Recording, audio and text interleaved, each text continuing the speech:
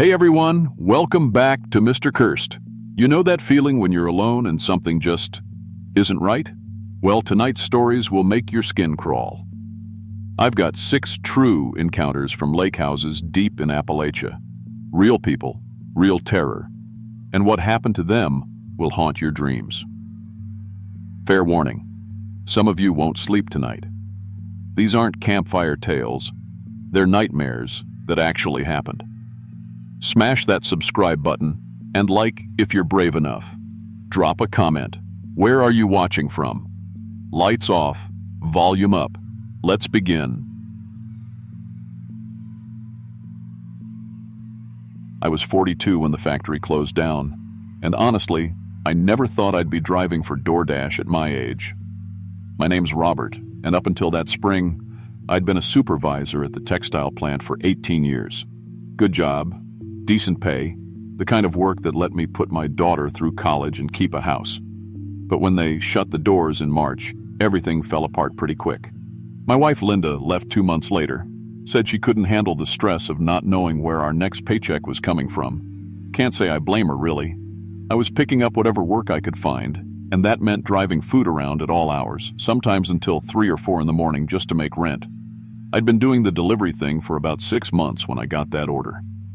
It was a Tuesday night in October, around 2 a.m., and I was about to head home when my phone buzzed with a request that made me do a double take. $500 for a single delivery. I'd never seen anything close to that amount. The pickup was from Mama June's Kitchen, this little soul food place that used to be popular back in the day, and the drop-off was somewhere called Fortune Lake Estates. The order itself was weird too. 47 identical meals. 47 chicken dinners, 47 sweet teas, and 47 peach cobblers. The customer name just said The Gathering. Now I knew Mama June's had closed down years ago. I remembered eating there with Linda when we were dating back in the late 90s, but the app showed it as active with a green dot and everything.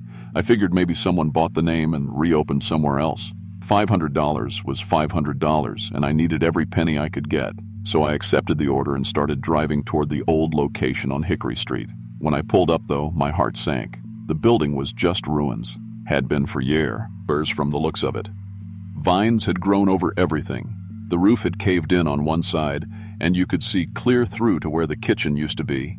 But there, sitting on what was left of the front counter, were bags and bags of food. Hot food. I could see the steam coming off the containers through the plastic bags. I sat in my car for a minute, trying to make sense of it. The food was definitely real. I could smell it even with my windows up. Fried chicken and cornbread and peach cobbler, just like Mama June used to make. But the kitchen equipment was rusted solid, covered in moss and bird droppings. There was no electricity running to the building. Hell, there weren't even walls in most places. I grabbed the bags anyway. They were warm, perfectly packaged, with all the right labels. 47 identical meals, just like the order said. My phone was showing the customer was still waiting, and that $500 was going to cover my rent with money left over. So I loaded everything into my car and plugged in the Fortune Lake address. The GPS took me about 20 miles out of town, up into the hills where the really expensive houses are.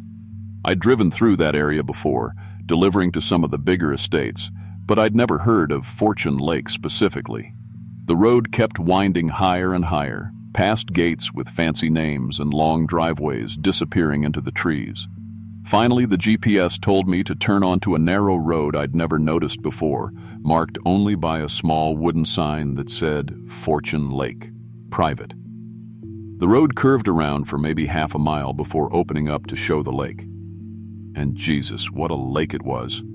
Perfectly round, like someone had carved it out with a giant spoon, surrounded by trees that came right down to the water's edge. And there, sitting on its own little peninsula, was the biggest house I'd ever seen. No, just big, massive, 3 stories with towers and balconies and more windows than I could count. Every single window was lit up bright yellow, like they were having the party of the century.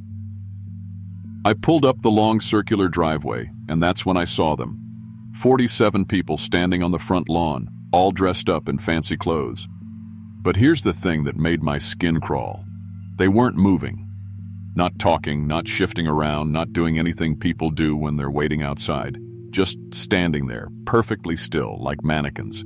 And their clothes were all wrong. Some of them were wearing stuff from the 1920s. You know, those high-waisted pants and suspenders. Others looked like they'd stepped out of the 1950s, with the big skirts and pearls.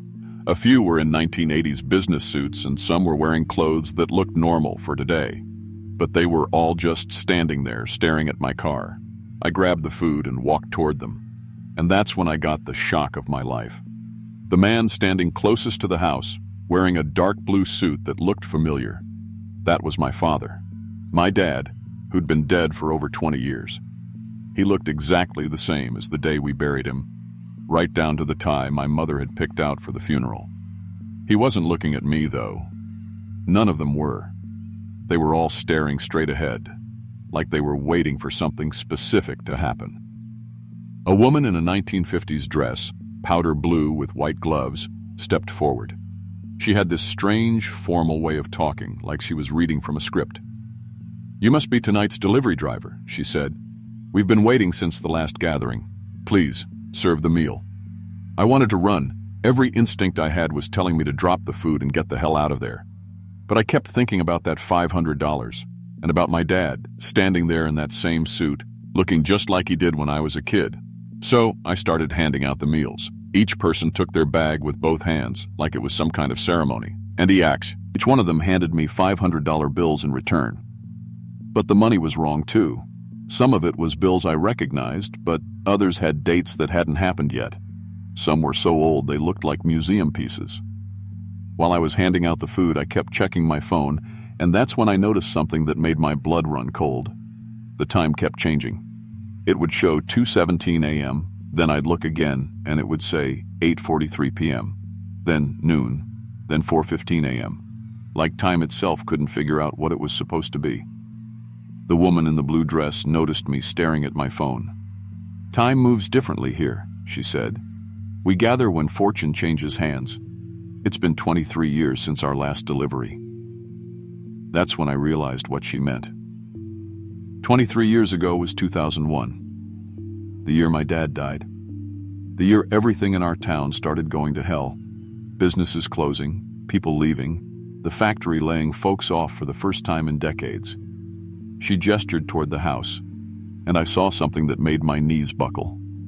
There was a wall just inside the front door covered with photographs. Dozens of them, going back to the 1920s. All pictures of delivery drivers. Men and women holding bags of food, standing in front of cars and trucks from different eras. The most recent photo was from 2001. It showed a young guy in his 20s standing next to a car that looked a lot like the one my dad used to drive. "Every gathering requires a delivery," the woman explained. "The meals must be served when fortune is redistributed. When one person's luck runs out, another's begins. This house doesn't just sit on Fortune Lake, it controls it. Every business deal, every job offer, every stroke of luck in a 50-mile radius gets decided right here." As she talked, I felt my phone buzzing. Text after text, email after email. A job offer from a company I'd applied to months ago. My ex-wife sending messages saying she'd made a mistake. My daughter calling to tell me she'd gotten a full scholarship for graduate school. All the good news I'd been waiting for, all at once. But then I started seeing other notifications. News alerts about a car accident on the highway. A plant explosion 2 counties over. A family losing their farm to bankruptcy. For every piece of good news I was getting, someone else was having the worst day of their lives. That's when my father walked over to me. Up close, he looked exactly the same, but his eyes were wrong. They were too knowing, like he could see things the living couldn't. "Son," he said, and his voice was exactly the same too. "I died broke so you could have a chance." That was my payment to get in here. Every gathering, someone new gets invited. Someone who's lost everything they ever worked for. I wanted to hug him, wanted to cry, wanted to ask him a million questions. But something about the way he stood, the way he held his head, it wasn't quite right. Like someone doing an impression of my dad rather than actually being him. The factory didn't close because of the economy, he continued. It closed because they needed you here. They've been watching you for years, waiting for the right moment. When you lose everything, when you have nothing left to lose, that's when you're ready to join. The woman in blue pulled out a contract and a pen. Real old-fashioned paper, the kind that feels expensive between your fingers. 47 members, she said. When one truly dies, not just their body, but their connection to this world, another takes their place. But to join us, you must bring fortune from someone else's loss. That's how the balance works. She showed me pictures then, right there in the contract. Pictures of what my life could look like. Me in a nice house, wearing good clothes. My daughter graduating debt-free from medical school. Linda coming back, apologizing, us getting married again in a ceremony that looked like it cost more than I'd made in 5 years. Everything I'd ever wanted, laid out like a catalog I could order from. But she showed me the other pictures too. My brother Mike losing his job, his kids having to drop out of college. My best friend's business failing. The whole town slowly dying as the luck got pulled away from everyone else and funneled to me. I could feel myself reaching for the pen. My hand was moving without me telling it to, like something else was controlling it. Every part of me that had been struggling, every part that was tired of being broke and alone and scared about the future, all of it wanted to sign that paper. That's when I heard my dad's voice again, but different this time. Quieter, more like how he really used to sound. "Bobby," he whispered, "I'm not really here, son. This is just what you want to see. Don't become this. Don't make others pay for your happiness." I looked around at all 47 of them standing there in their fancy clothes from different decades, and I realized they weren't people anymore. They were just hunger. Just want and greed dressed up in human shapes, feeding off everyone else's misfortune. So I took all the food I'd delivered, every bag, every container, and I threw it into the lake. The effect was immediate. The mansion started aging, fast. Paint peeling, windows cracking, roof tiles sliding off. The 47 members began changing too, their skin getting gray and papery, their clothes fading and rotting. They started reaching for me, moving like they were underwater, trying to pass their curse on to someone else. The lake itself rose up, forming shapes that looked like hands, trying to grab me and pull me down. I could hear voices coming from the water, promising me everything I'd ever dreamed of. Cars and money and success, all mine if I'd just step into the water and join them. But there was this old woman who appeared out of nowhere. Looked like she'd been living in these mountains her whole life. She was carrying a bag of salt and had pieces of iron tied to her belt. She started walking in a circle around me, sprinkling salt and muttering words I'd see and couldn't understand. "My family's been fighting this lake for 4 generations, she said. "We know how to break their hold, but it costs." The salt and iron created some kind of barrier. The hands made of lake water couldn't get through, and the 47 members couldn't get any closer. But I could feel them pulling at my luck, trying to drag away every good thing that had ever happened to me. I ran for my car, but when I got there, it wasn't my car anymore. It was a horse and buggy, then a bicycle, then a Model T Ford. The whole world was shifting and changing like time couldn't decide what year it was supposed to be. Fortune itself seemed to be chasing me as I drove away. Lottery tickets flew at my windshield. Gold coins appeared on the road in front of me. Every time I refused to stop and pick something up, it felt like tearing off a piece of my skin. But I kept driving, following the mountain woman's truck as she led me back to the main road. When I finally got home, everything was back to normal. My crappy apartment, my pile of bills, my empty refrigerator. All the good news from earlier, the job offer, Linda's texts, my daughter's scholarship, none of it had ever happened. My phone showed no record of any of it, but I was alive and I was free. I still lived the same simple life I was living before that night. I work 3 different jobs, delivery driving, some maintenance work, stocking shelves at a grocery store. I never take more than I need, never ask for handouts, never try to get ahead at someone else's expense. I've learned to find happiness in small things, and honestly, I sleep better now than I did when I was making good money at the factory. The thing is, they reformed, the 47 members of the Fortune Lake Gathering. But they're weaker now, the old woman told me. My refusal broke something in their system, and they can't control luck the way they used to. Local businesses have been doing a little better. People are finding work. It's not much, but it's something. I still get DoorDash requests to Fortune Lake, though. They keep coming, with higher and higher payouts. Started at $1,000 the week after I escaped, then $5,000. Last month it was $25,000. Last night my daughter called me crying. She needs $200,000 for medical school. Some kind of emergency with her financial aid falling through. She was panicking, saying her whole future was ruined. Right after I hung up, my phone buzzed with a new delivery request. Fortune Lake Estates. 47 meals just like before. Payment, exactly $200,000. I stared at that request for about 10 minutes before I deleted it. But I'll be honest with you, my finger hovered over the accept button longer than it should have.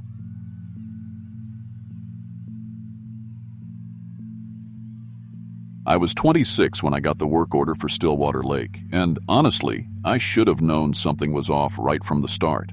I'd been installing cable and internet for mountain communications for about 3 years by then, mostly working alone because I preferred it that way. After getting out of the Army, I wasn't great with people anymore, and the rural installation suited me fine. Just me, my van full of equipment, and the quiet mountain roads of North Georgia. The pay wasn't amazing, but it beat being stuck in some office cubicle, and I got to see parts of the state most folks never even knew existed. The assignment seemed straightforward enough. 12 houses around Stillwater Lake needed service installed. New development, they said, built in an old mountain area that hadn't seen much activity in decades. The work order came with addresses, but when I plugged them into my GPS, it kept showing empty forest. I figured maybe the satellite images were outdated, or the roads were too new to be in the system yet. Wouldn't be the first time I'd had to hunt down a job site in the middle of nowhere. I loaded up my van with extra cable, testing equipment, and enough supplies for what looked like a full week of work, then headed out early Monday morning. The drive up to Stillwater Lake took me through some of the most isolated country I'd ever seen, even after years of rural installations. The roads got narrower and narrower until I was basically following deer paths that someone had laid gravel on. My phone lost signal about 20 miles from the lake, which wasn't unusual, but even my radio started cutting out. The mountains up there were tall and steep, covered in thick forest that hadn't been logged in generations.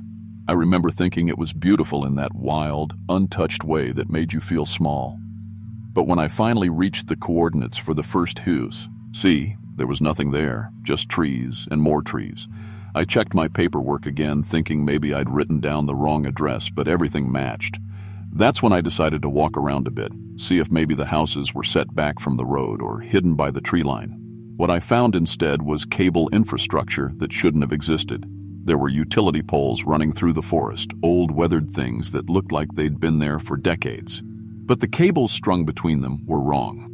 Some of it looked like standard coaxial from the 1980s, but mixed in were Ethernet lines and fiber optic cables that hadn't even been invented when those poles went up. And some of the cables I didn't recognize at all. Thick black cords that felt warm to the touch and seemed to pulse slightly, like they had current running through them. The first house I found was completely empty, but someone had been there recently. The cable entry point was already drilled through the wall, and inside I could see junction boxes mounted exactly where they should be for a standard installation. The weird part was the equipment. The splitters and connectors were brands I'd never heard of, using technology that looked about 20 years ahead of anything mountain communications had.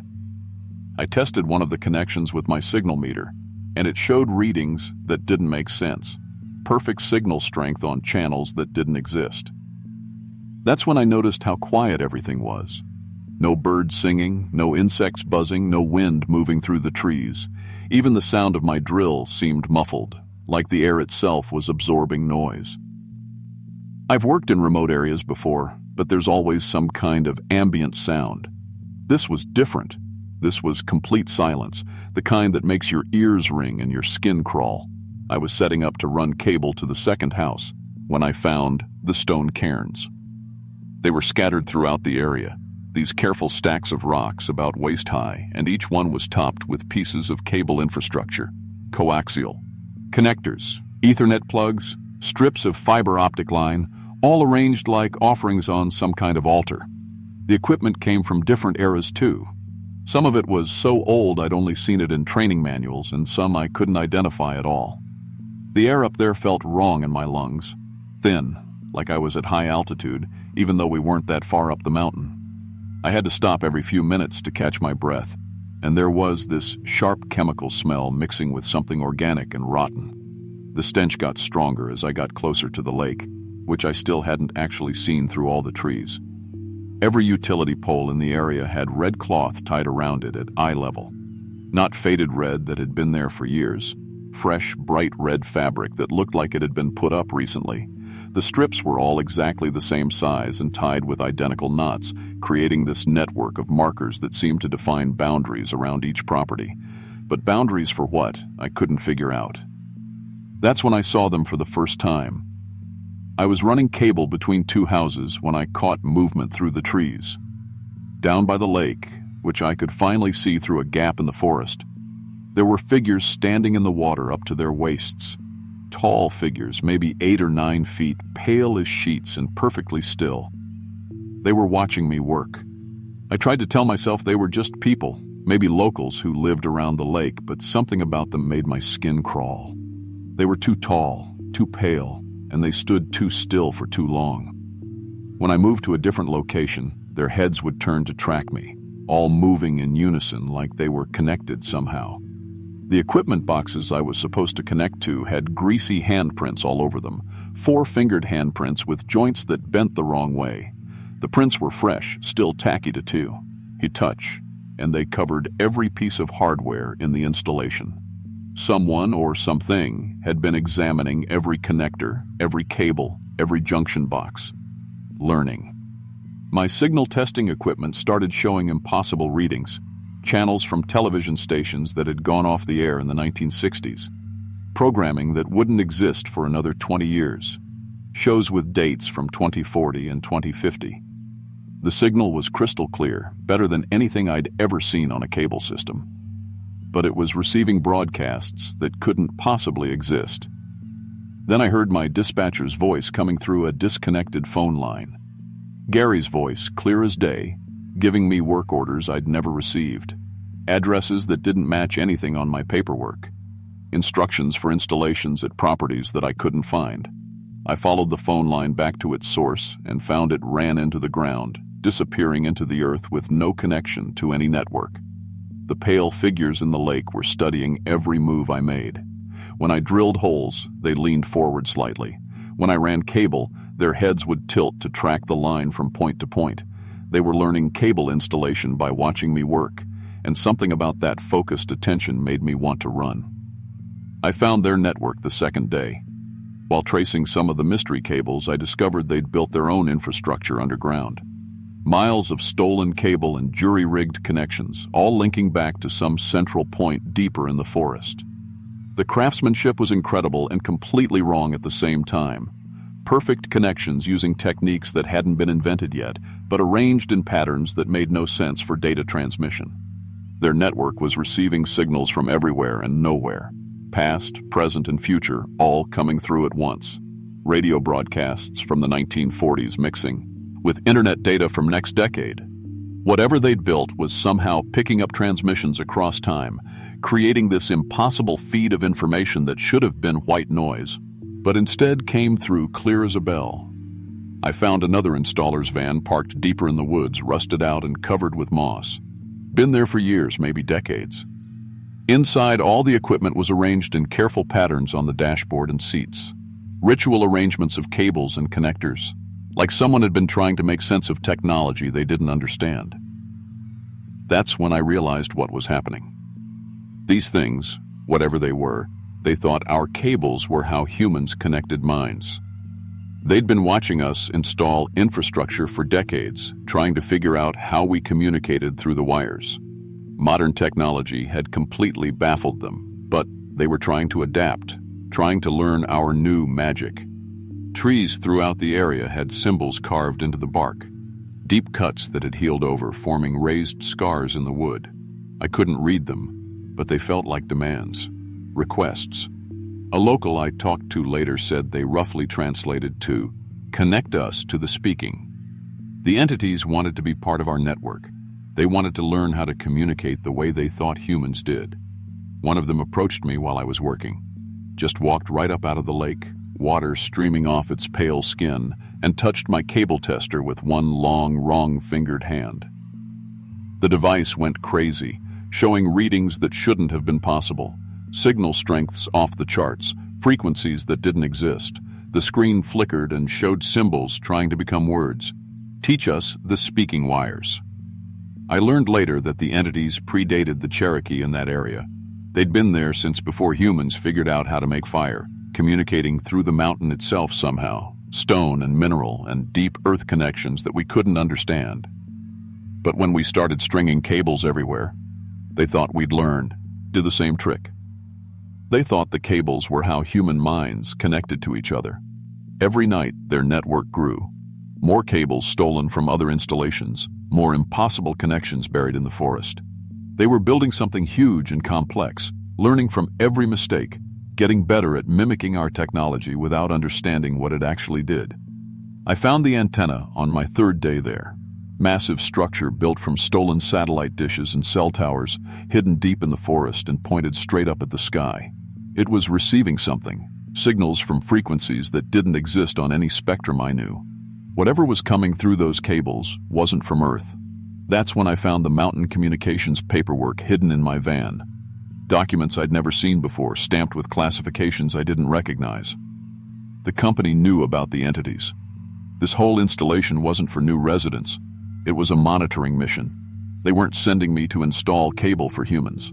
They were sending me to watch what the entities were building. The entities started broadcasting on the fourth day.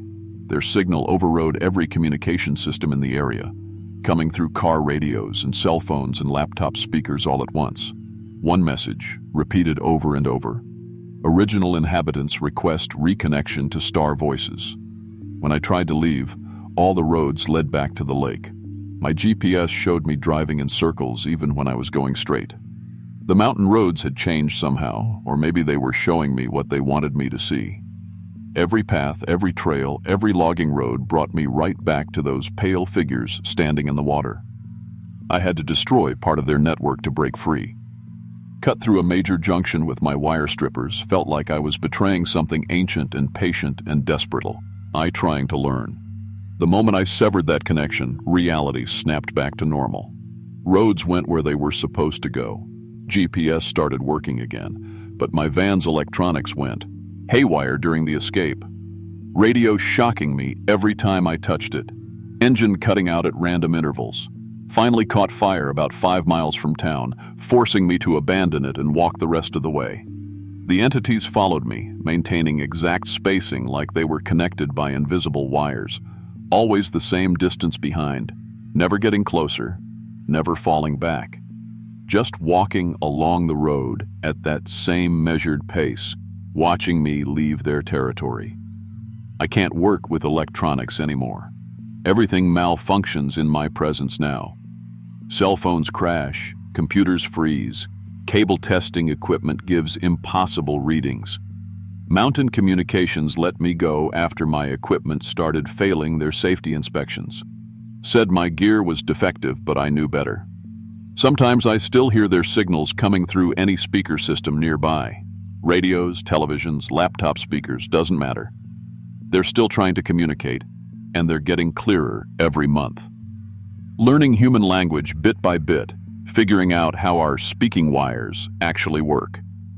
Yesterday morning, every screen in town showed the same message for exactly 30 seconds. Jake Thompson returned to complete installation. The star voices are answering. I'm thinking about moving someplace without internet.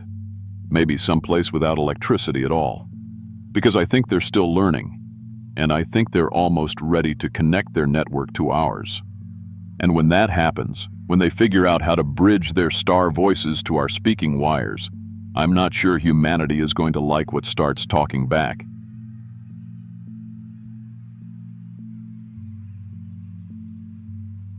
I was 35 when I took that assignment at Blackwood Lake Outdoor Education Center, though honestly, I probably should have turned it down. I was substitute teaching at 3 different schools just to keep my rent paid after the divorce went through. My ex-wife had gotten custody of our daughter Emma, and I was doing everything I could to stay busy, keep my mind off how quiet my apartment felt at night. The school district called me on a Tuesday morning. They needed someone to supervise a 7th grade field trip, outdoor education stuff. Pay was decent, and it beat sitting around feeling sorry for myself. The drive out there took about 2 hours through winding mountain roads I'd never seen before. GPS kept cutting out the further I got from town, but the directions were simple enough. When I finally pulled up to the facility, it looked like every other summer camp I'd ever seen. Log buildings scattered around a pristine lake, wooden docks stretching into water so clear you could see straight to the bottom. What struck me as odd was that 30 kids were already there, sitting in a perfect circle on the grass near the main building. No other adults in sight, no bus, no parent cars. Just kids waiting.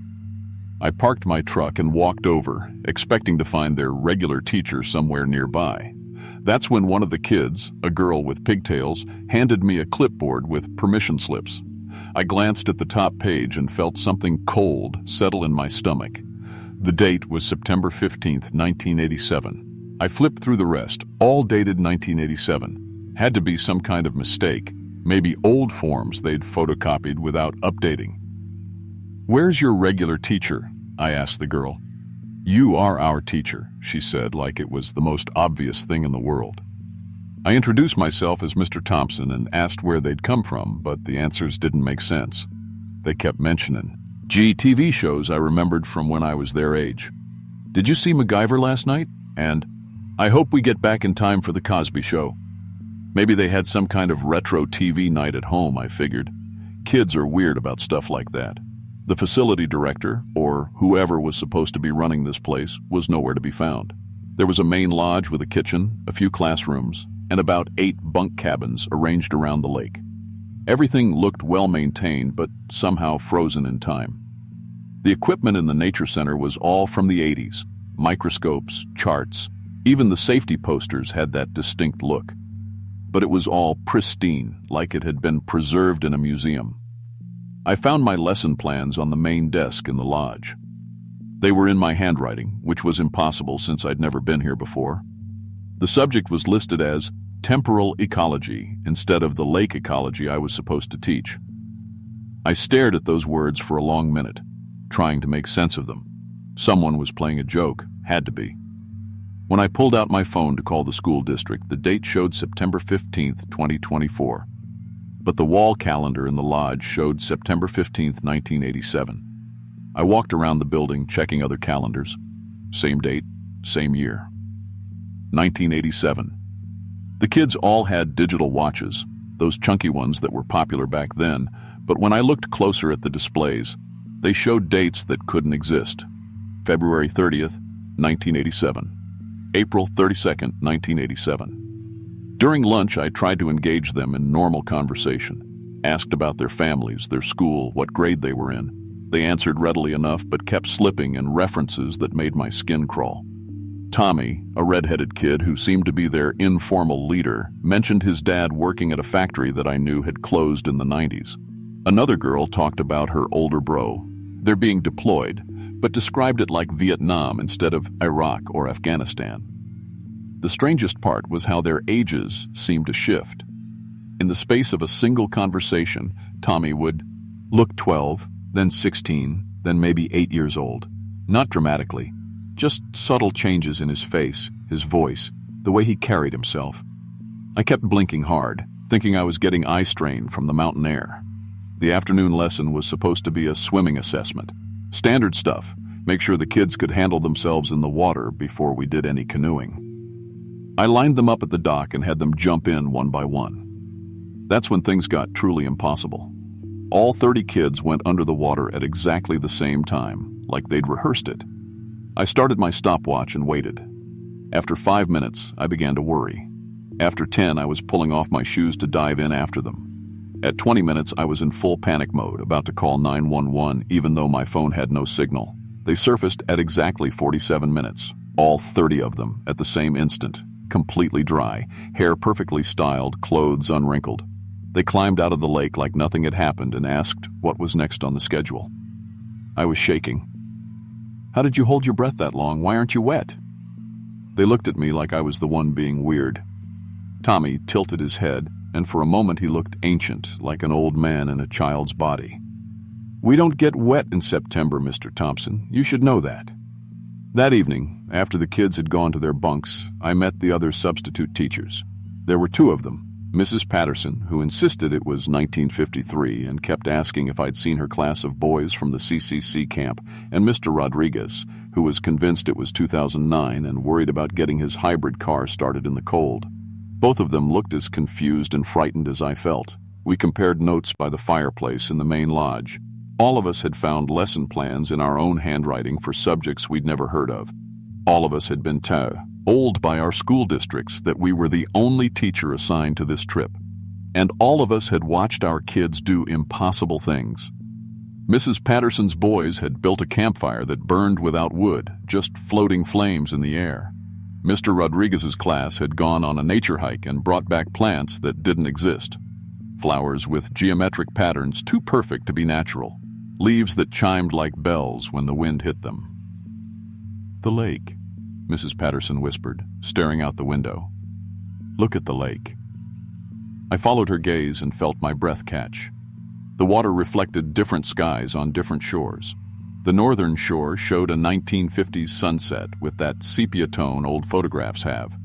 The eastern shore reflected bright 1980s daylight with that sharp, saturated look of old TV shows. The southern shore showed the 2024 sky I was used to. And the western shore reflected something that looked like tomorrow, if tomorrow was made of crystal and light. "I found their files," Mr. Rodriguez said quietly. He pulled out a manila folder that looked old and new at the same time. "All 30 kids from your group. They drowned on a field trip to Blackwood Lake on September 15th, 1987. He flipped the page. "All 22 of my kids drowned here on September 15th, 2009. Mrs. Patterson nodded slowly. "My boys from the CCC camp. September 15th, 1953.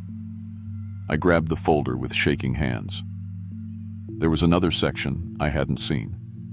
September 15th, 2024.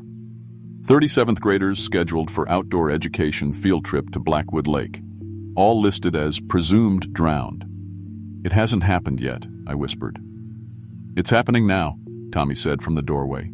He was standing there in his pajamas, but his face kept shifting ages like a film strip playing too fast. "It's always happening. That's why you're here." The other kids appeared behind him. All 30 of them, their faces cycling through different ages, different decades. Some looked like they were from the 1950s. Others from the 1980s, a few from times I couldn't identify. "The lake gets hungry every cycle," Tommy continued, his voice sometimes high and childlike, sometimes deep like a grown man's. "Same day, same date, across all the times that touch this place. We're not here to learn. We're here to feed it." I stood up fast, knocking over my chair. "No, absolutely not. I'm not letting any kids drown on my watch."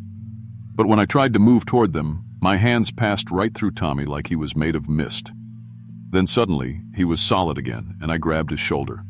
"It doesn't work that way," he said sadly. "We're only real when we need to be. The lake decides." Over the next few hours, I tried everything I could think of. I attempted to load the kids into my truck, but it wouldn't start. I tried to hike out with them, but the trails led back to the lake no matter which direction we took. I even tried to physically carry them away from the water, but at random moments they'd phase through my grip like ghosts. Meanwhile, my own body started acting strangely. I'd catch glimpses of myself in windows and see a young Marine in dress blues, then a middle-aged man with gray hair, then someone ancient and bent with age. My reflection couldn't seem to decide when I was supposed to exist. The equipment around the camp began shifting too. The canoe rack held birch bark canoes, aluminum ones from the 80s, modern kayaks, and some kind of crystalline boats that looked like they were grown rather than built. The life jackets aged to dust when I touched them, then reformed as high-tech gear, then turned into what looked like animal skins before cycling back to the orange Coast Guard-approved vests I recognized. I found journals from other substitutes hidden throughout the facility. 47 of them, all describing the same impossible experience across different decades. All of them had tried to save the kids. All of them had failed. "You're number 47, Tommy told me as dawn approached. He was sitting on the dock, his legs dangling in the water that didn't make him wet. The lake needs 48 to complete the pattern. One more teacher and it can stop collecting moments. What happens then? Then it doesn't need us anymore." His face was steady now, locked at about 12 years old. "We can stop drowning." That's when I understood. The lake wasn't just hungry. It was building something. A perfect tragedy that existed in all time simultaneously. The same drowning happening in 1953, 1987, 2009, 2024, and who knows how many other years, all layered on top of each other like transparent pages in a book. But I'm a Marine. I don't give up, and I don't leave people behind even if they're already dead or not quite alive or whatever these kids were. I spent the morning studying the patterns, watching how the timelines intersected. There were moments, just brief seconds, when all the different decades lined up perfectly, when the lake's reflection showed the same sky on all shores. During those moments, everything became solid, real, touchable. At exactly 2:47 p.m., it happened. The conjunction Tommy had mentioned. For maybe 10 seconds, all the impossible things became possible.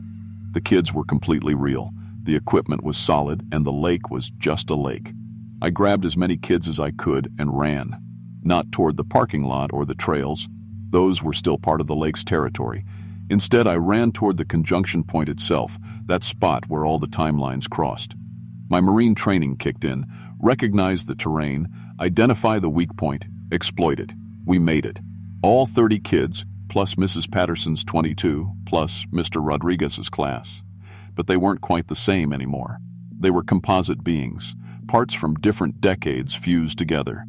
Tommy had his 12-year-old face, but 16-year-old hands and an 8-year-old's voice. Some of the other kids flickered between different versions of themselves. The lake let us go, but it extracted a price.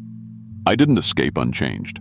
I still substitute teach, but now I exist in multiple decades simultaneously. I show up at schools in 1987, 2009, and 2024, all at the same time, different ages in each timeline. The kids I saved are in my classes everywhere, every year, aging and not aging, learning lessons about time and loss and the things that exist in the spaces between moments. The school board says the field trip was successful. No record of anomalies in their files, though the dates keep changing when I'm not looking. Officially, nothing strange happened at Blackwood Lake Outdoor Education Center, but I lived the same day across multiple decades, teaching lake ecology and temporal paradoxes to kids who remember being dead. And next week, I've got another assignment. Blackwood Lake Outdoor Education Center. The date on the form shows September 15th, 1987, and September 15th, 2024, and September 15th, 2051. I'm thinking about taking it. Tommy says they still need that 48th teacher.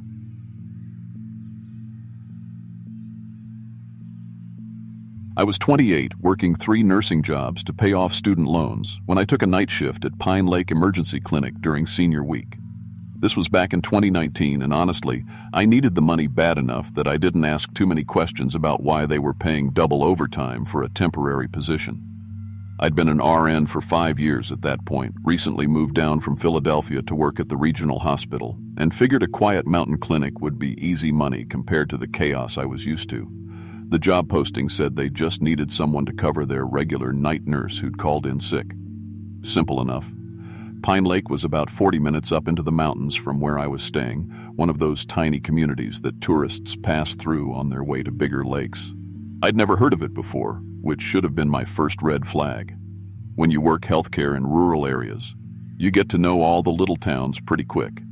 I showed up at 11 p.m. expecting maybe a few drunk college kids or someone's grandpa having chest pains.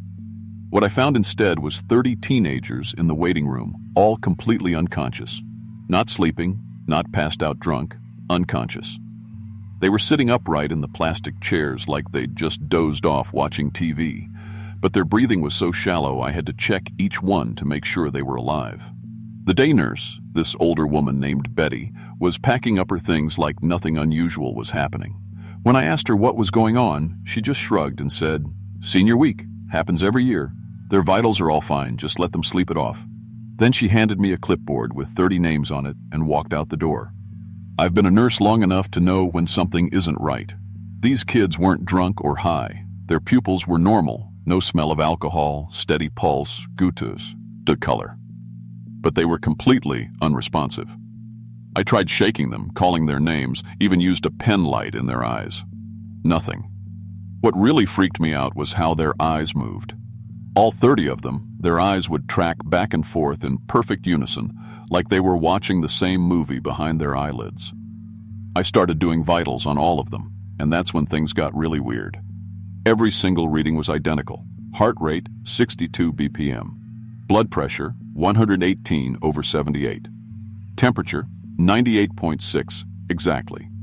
Oxygen saturation, 99%. It's medically impossible for 30 different people to have identical vital signs. But there it was on my charts. Around 1 a.m., I called the regional hospital to see if they knew anything about Pine Lake's senior week. The charge nurse got quiet for a minute, then said, "Oh, honey, you took that job. Just document everything and don't try to wake them up. Trust me on this." When I pressed her for more information, she hung up. I spent the next few hours running every test I could think of.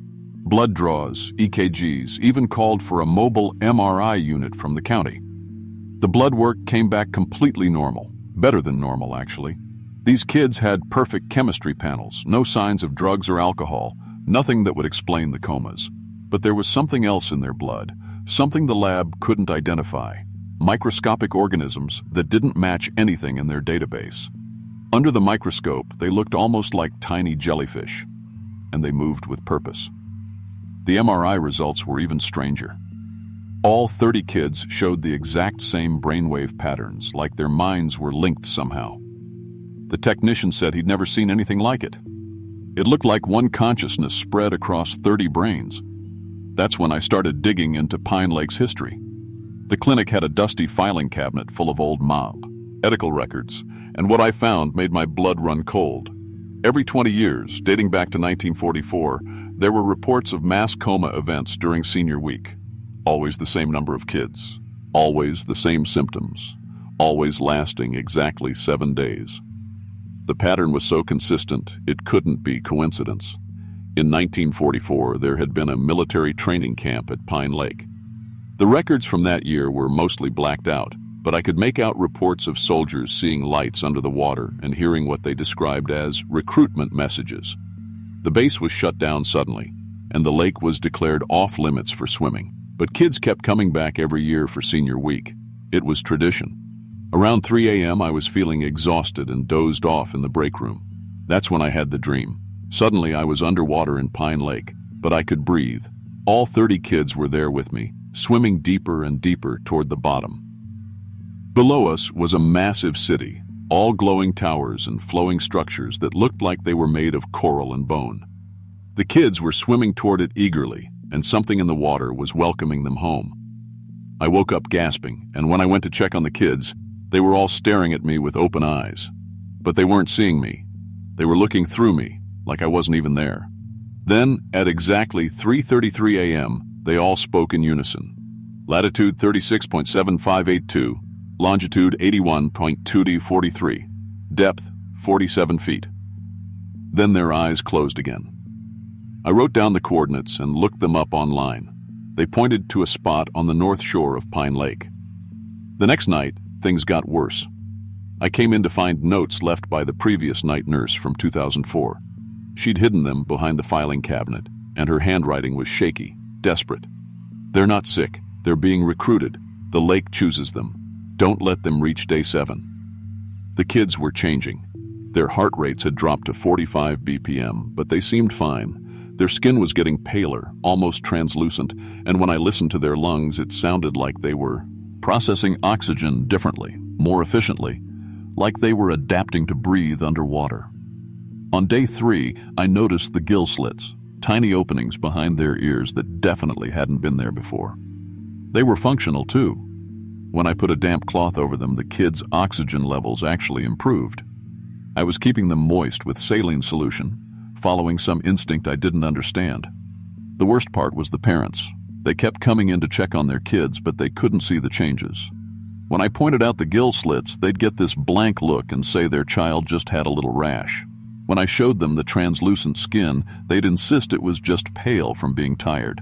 It was like something was editing their perception in real time. The medical equipment started acting up on day 4.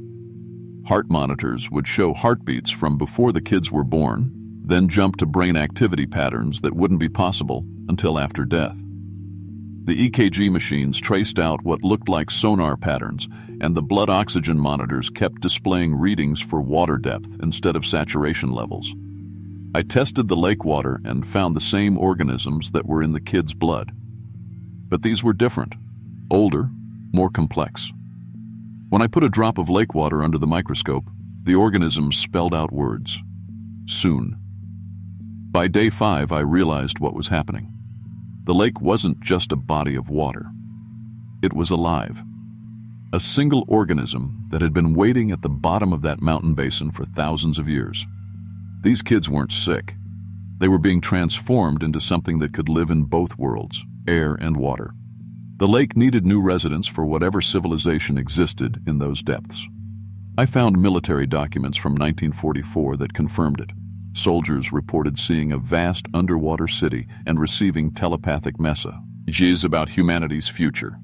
The reports mentioned that the lake was selecting specific individuals based on genetic markers, all Appalachian bloodlines that went back centuries. An old mountain healer showed up on day 6.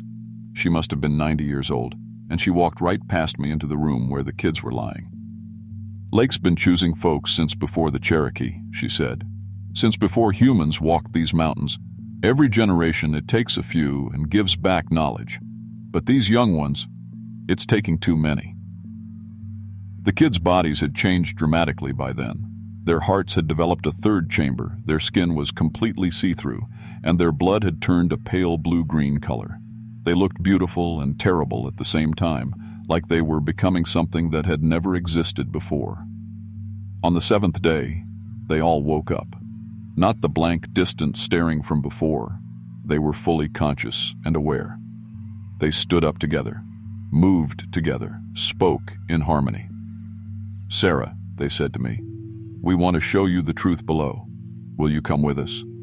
I tried to stop them, but 30 teenagers moving with one purpose are impossible to hold back. They walked out of the clinic in perfect formation, heading straight for the lake. I followed them, calling their names, trying to reason with them, but they weren't really individual people anymore. At the water's edge, the lake showed me a vision. The earth in 50 years, mostly flooded, with only the lake-adapted humans surviving in the new underwater world. These kids weren't being taken. They were being saved, prepared for a future that was coming whether we wanted it or not. The old mountain woman appeared beside me as the kids walked into the water. "We can break the connection," she said, "but we need their blood relatives, all of them, here, now." I spent the next 3 hours calling every parent, grandparent, aunt, and uncle I could find. They came, even though they couldn't see what their children had become. The old woman had them form a circle on the lake and sing old Appalachian hymns, songs that went back generations, that had power in these mountains. The lake fought back. The water level rose 20 feet in minutes, trying to flood the clinic, trying to silence the songs. But the mountains held the power of those voices, and slowly, painfully, 18 of the kids turned back toward shore. Their gills sealed up, their skin regained color, their hearts beat normally again. 12 chose to stay. They looked back at us from the water, waved goodbye, and disappeared beneath the surface. Sometimes, on clear days, people say they can see them swimming down there, happy and changed, living in a world we can't imagine. I still work as a nurse, but now I monitor lakes everywhere, looking for signs of recruitment, warning families when I can. The CDC called yesterday, said Pine Lake doesn't exist on any official map. The clinic was never registered with the state. But I have 18 kids who remember everything, and their medical files are locked in a safety deposit box 3 states away. I don't go near large bodies of water anymore. Sometimes, in my dreams, I can still hear the lake calling.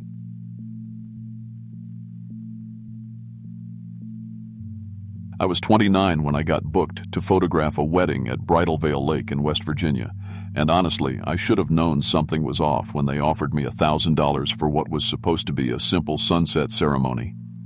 I'd been shooting weddings for about 3 years at that point, usually charging around $500, and I was basically living out of my van between gigs.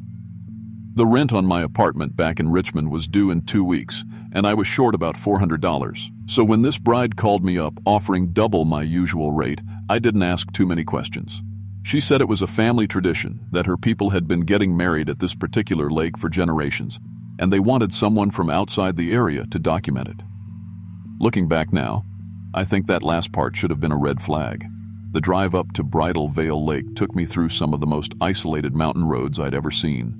My GPS kept losing signal, and I had to rely on handwritten directions the bride had mailed me. Actual paper directions, like it was 1995 or something. The lake house was supposedly named after the morning mist that would rise off the water and look like a bridal veil, which sounded pretty and romantic when she explained it over the phone. But when I finally found the place that Friday afternoon around 3 p.m., 3 hours before the ceremony was supposed to start, the first thing I noticed was how quiet everything was. I mean, dead quiet. No birds, no insects, no rustling leaves. Nothing. I've spent a lot of time in the woods with my camera, and there's always some kind of sound. Always. But standing there in that parking area next to the other wedding guest cars, it felt like someone had hit a mute button on the entire forest. The air felt weird too, thick and heavy like right before a storm, except the sky was clear. I kept feeling like I needed to pop my ears, and breathing was harder than it should have been, like trying to inhale through wet fabric. I figured maybe it was the altitude. I wasn't used to being that high up in the mountains. I grabbed my gear and started walking down the path toward the lake, and that's when I found the first set of stone cairns. Someone had stacked rocks along the trail, each one about waist high, and every single one had a piece of white fabric tied to the top. They looked like little veils, which I guess fit with the lake's name. But something about them made my skin crawl. They were too deliberate, too evenly spaced, like markers leading to something I wasn't sure I wanted to find. The smell hit me when I got closer to the water. It was sharp and chemical, mixed with something sweet and rotten like formaldehyde and old flowers. It reminded me of the funeral home where my grandfather had his viewing, but stronger, and it seemed to be coming from the lake itself. I tried breathing through my mouth, but I could taste it on my tongue, metallic and wrong. The bride had told me the ceremony would be right at the water's edge, so I started scouting locations for the best shots, trying to ignore the smell and focus on doing my job. The wedding party started arriving around 4:30, and I counted exactly 47 guests. They were all locals. I could tell by the way they moved through the space like they knew it well, but none of them would make eye contact with me. When I tried to introduce myself or ask about family connections for the photos, they'd give me these tight smiles and look past me toward the tree line. I've shot a lot of weddings, and usually people are excited to talk to the photographer, especially the older relatives who want to make sure you get their good side. But these folks acted like I was invisible, or maybe like I was something they didn't want to acknowledge. That's when I noticed the red cloth strips tied to the trees in a perfect circle around the ceremony site. They were about head-high, bright red fabric that stood out against the dark bark, and they formed a clear perimeter maybe 50 feet across. When I asked one of the groomsmen about them, he just shrugged and walked away. Nobody would explain what they were for, but I got the feeling they were important, like some kind of boundary that everyone but me understood. I started taking test shots around 5 p.m. to check my lighting, and that's when I saw them through my camera lens. Tall, pale figures standing between the trees, just outside that circle of red markers. My naked eye couldn't see anything, but when I looked through the viewfinder, they were right there. maybe 8 or 9 feet tall, with arms that hung too long and seemed to bend in too many places. Their skin looked gray and waxy, stretched tight over bones that weren't quite the right shape. They were wearing clothes that might have been wedding attire once, but from different time periods. Some looked like they were from the 1800s, others maybe from the 1920s or 1940s. All of it was faded and stained. I lowered my camera and looked with just my eyes. Nothing there. Looked through the lens again, and there they were, standing perfectly still, watching us. I thought maybe it was a problem with my camera, some kind of digital artifact or reflection, so I switched lenses and tried a different angle. Same thing. Through the camera, I could see maybe a dozen of these figures forming their own circle around our ceremony space, but without the camera, the forest looked empty. The bride appeared at my elbow while I was fumbling with my equipment, trying to figure out what was going on. She was this tiny woman, maybe 23 or 24, with dark hair braided with white flowers, and when she whispered to me, her voice was steady but scared. "Just keep shooting," she said, not looking at me, staring straight ahead at where I knew the entities were standing. "No matter what you see, don't stop talking pictures. It's important that everything gets documented." I wanted to ask her what she meant, but the ceremony was starting, and I had a job to do. The officiant was this old man with a voice that carried despite the weird dead air, and as he began speaking, I noticed more of those stone cairns appearing around us. They hadn't been there before, I would have noticed, but now there were at least 20 of them, getting closer to our group, and instead of white fabric, these new ones were topped with personal items. A pair of glasses, a child's shoe, a wristwatch, things that looked like they'd been taken from the guests. Through my camera, I watched the pale figures tilt their heads at impossible angles, like they were studying us, learning our movements and expressions. They swayed slightly, all in unison, and I got the feeling they were mimicking something they'd seen before but didn't quite understand. The wrongness of it made my stomach turn, but I kept shooting like the bride had told me. That's when I heard my mother's voice calling my name from deep in the woods. My mother, who lived 2,000 miles away in Texas and had never been to West Virginia in her life. "Tommy," her voice called, sweet and concerned like when I was little. "Tommy, come here, honey. I need to show you something." The sound came from different directions, circling us, and I saw some of the wedding guests flinch when they heard it. A few of them started crying quietly. The groom's father, a man in his 60s with hands like tree roots, grabbed my arm during a pause in the vows. His grip was strong enough to leave bruises. "This lake demands witnesses," he whispered, his breath smelling like tobacco and fear. "Someone always watches every wedding here. Someone always pays the price for the watching." I found out later that the same 13 families had been holding weddings at Bridal Veil Lake for over 200 years, and every single ceremony had exactly 47 guests. It was some kind of old Appalachian tradition, the father explained, where the entities in the mountains were considered invited guests, ancient things that had to be honored and fed. They weren't evil exactly, just hungry for human experiences they couldn't have anymore. As the sun started to set, the figures moved closer, now standing at the very edge of our ceremony space, their feet just touching the circle of red cloth markers. They swayed like they were dancing to music only they could hear, and through my camera, I could see their faces more clearly. They had been human once, I think, but something had stretched them, changed them, made them into witnesses that could never leave. I found greasy handprints on my camera bag when I bent down to change batteries. Handprints with only 4 fingers, and the joints were in the wrong places, like the bones had been broken and reset incorrectly. My battery died every few minutes when the entities were close, and I went through 5 replacements before the ceremony was over, each one lasting only long enough for a few shots. After the vows were exchanged, the entities started collecting things from our ceremony: flower petals, pieces of wedding cake, ribbons from the decorations. They placed these items on their own bodies, arranging them like they were practicing being human, getting ready for their own celebration that would never come. When the music started and people began to dance, the entities mimicked our movements.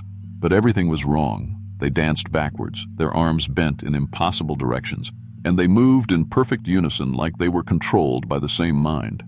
They walked in circles around our reception, always counterclockwise, never stopping, never changing pace. Round and round, their feet making no sound on the forest floor, their pale faces turned always toward our celebration. One of them, the tallest one, approached me directly and pointed at my camera, then at itself. It wanted its picture. Taken. When I photographed it, something incredible happened. Instead of showing the stretched, pale thing I was looking at, my camera displayed a normal-looking man from the 1800s, dressed in a formal wedding suit, smiling like he was posing for a portrait. I took pictures of several other entities, and each one showed a different person from a different time period, all in wedding clothes, all looking happy and human and completely normal. These were wedding guests who had been collected over the centuries, I realized. People who had come to witness ceremonies at Bridal Veil Lake and had somehow been kept, transformed, made into permanent watchers. The taste of copper filled my mouth every time one of them came near, so strong it made me gag. At midnight, the bride was supposed to throw her bouquet into the lake as part of the blessing ceremony. When the flowers hit the water, more entities rose from the depths. These ones all wearing soaked wedding dresses from different eras, their hair streaming with lake water and algae.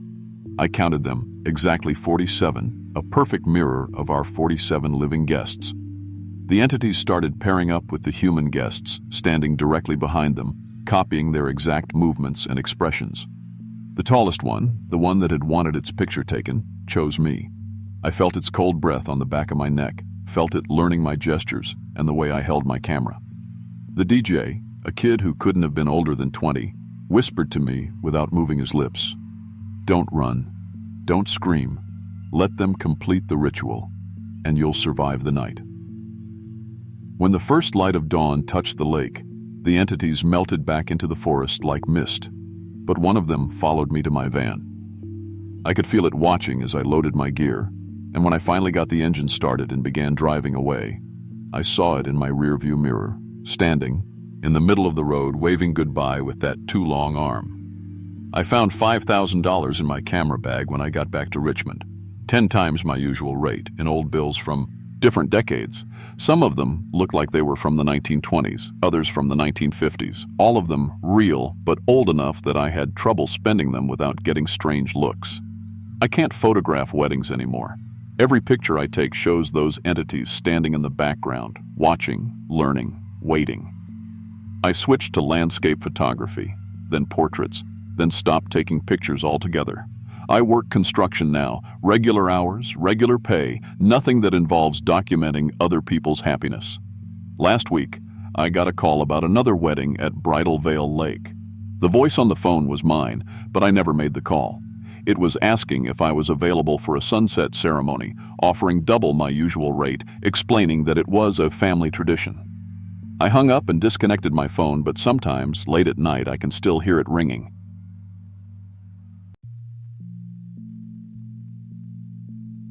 I'm 34 years old and I clean houses for a living.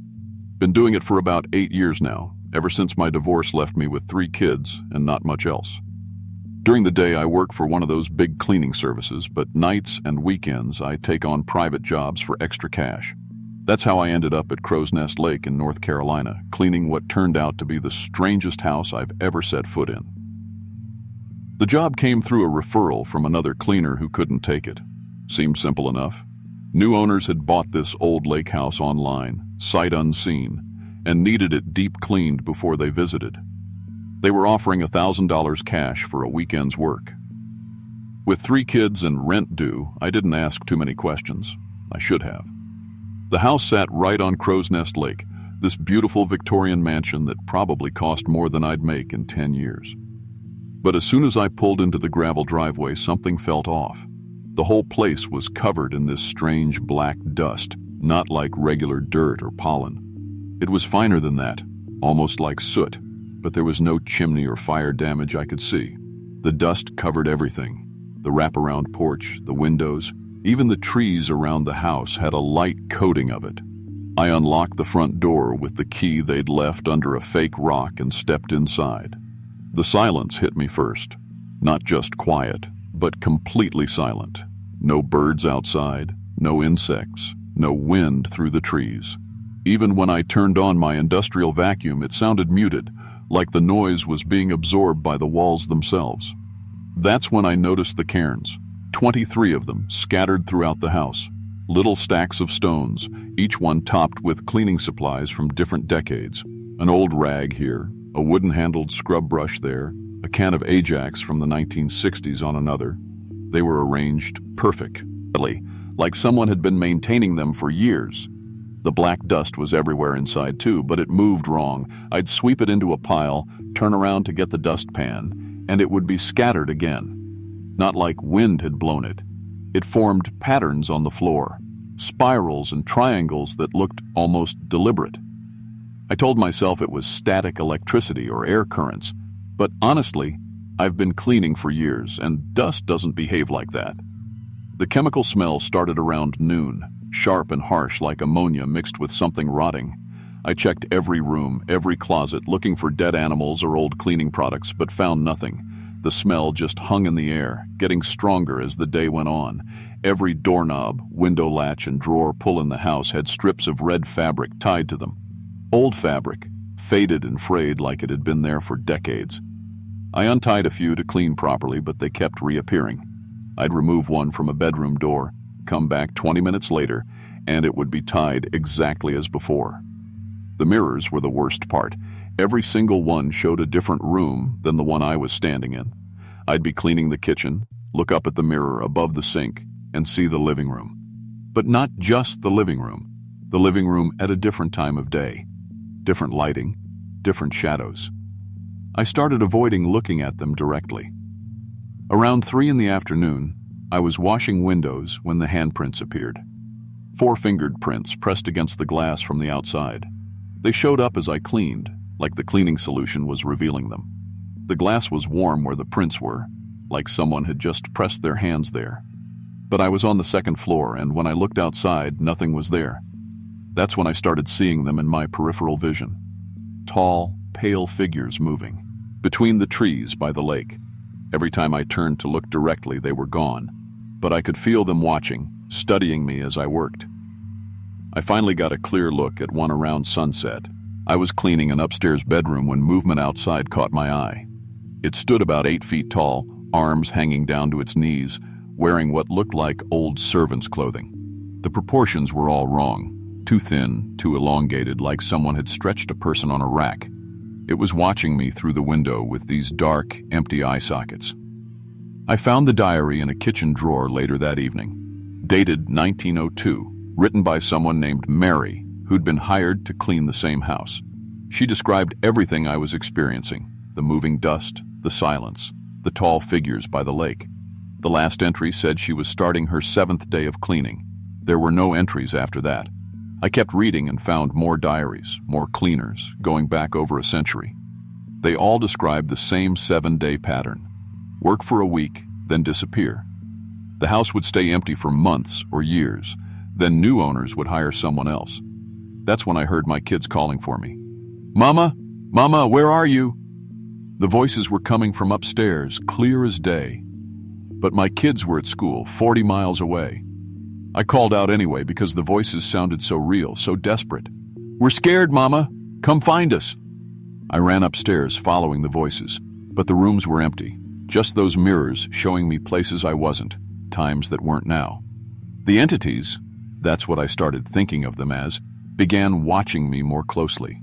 They'd appeared just outside my vision, mimicking my movements. When I mopped the floor, they'd mop the air. When I dusted furniture, they'd dust the walls, the ceiling. They were learning, copying, but getting it all wrong. My phone died first, then my vacuum stopped working.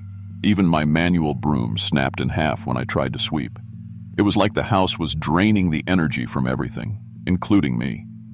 I felt tired in a way I'd never experienced, like something was pulling the life right out of me. The attic was full of cleaning supplies going back 150 years. Bars of lye soap, washboards, old-fashioned brooms and mops, all arranged like museum displays.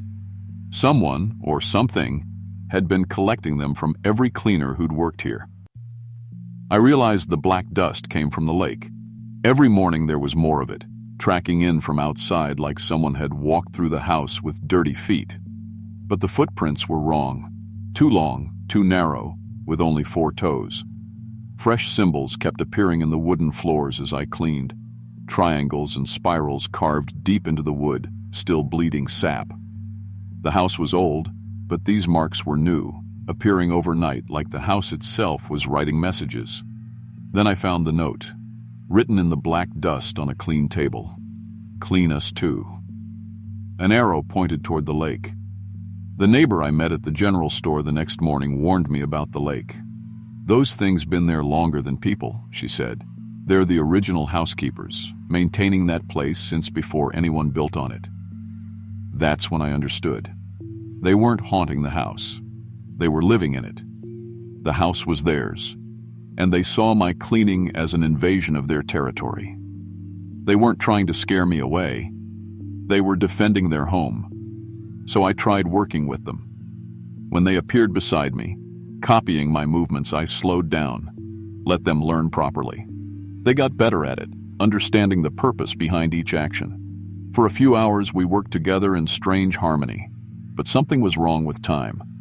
I cleaned for what felt like 3 hours, but when I looked outside, 3 days had passed. My kids were frantic, calling everyone looking for me.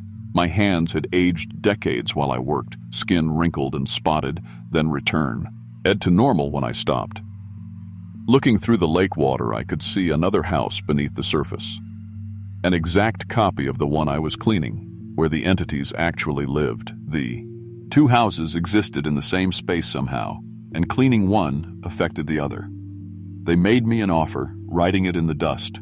"Clean our house properly, and we'll clean yours forever." But when I tried to leave to think it over, the doors wouldn't open. The windows were sealed shut. The house was keeping me, holding me like the other cleaners who'd never made it past 7 days. I realized what I had to do. I grabbed rags and started undoing my work, spreading dust back on surfaces I'd cleaned, scattering the organized supplies, untying the red fabric I'd retied. Every action felt like tearing pieces off myself, physically painful in a way that made me double over and gasp. The entities appeared, all of them at once, reaching for me with those 2 long arms. But as I destroyed my work, their hold on me weakened. The doors creaked open. Windows came unsealed. I ran to my car and drove straight home without stopping. That was 6 months ago. I can't clean anymore. Not professionally, not at home. My hands won't grip cleaning tools properly. They shake when I try, and I feel that same draining sensation I felt at the house. I work as a dispatcher for a trucking company now, but here's the strange part. My house stays mysteriously clean. I never have to dust or vacuum or mop. Everything just stays perfect, like invisible hands are maintaining it. And every month I find $1,000 in old bills under my pillow. Payment for the job I never finished. The cleaning service still sends people to that house. They last exactly 7 days, then quit without explanation. I've tried leaving notes for them, warnings about what they'll find, but the notes always disappear. They get replaced with new messages in that familiar black dust. "Clean us too." I drove by the lake last week just to see if the house was still there. It was. And in the upstairs window, I saw my otis and reflection. Still cleaning, still working, even though I was sitting in my car on the road. I don't think I ever really left. Part of me is still there, still trying to finish that job. And someday, when I'm old and tired and can't work anymore, I think the rest of me might go back to join it. I still have the key they gave me. It sits on my kitchen counter, waiting.